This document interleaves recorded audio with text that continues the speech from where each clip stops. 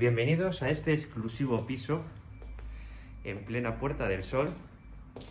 Se trata de una vivienda exterior con dos balcones, como podemos observar a la calle. Un impresionante salón comedor.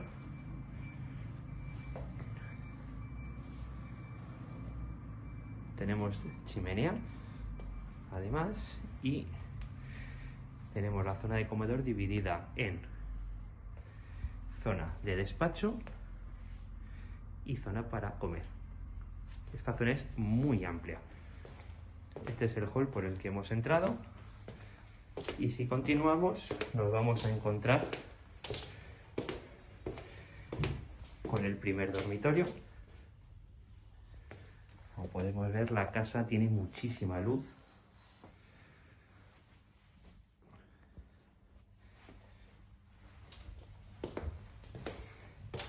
Este es el primero de los dos cuartos de baño.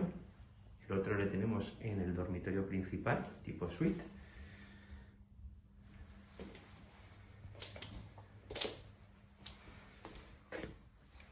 Este es el segundo dormitorio, doble, con muchísima luminosidad, como podemos observar.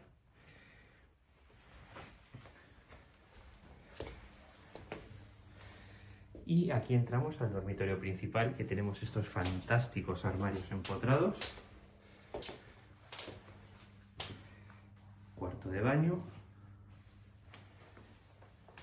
que en este caso disponemos de este fantástico plato de ducha.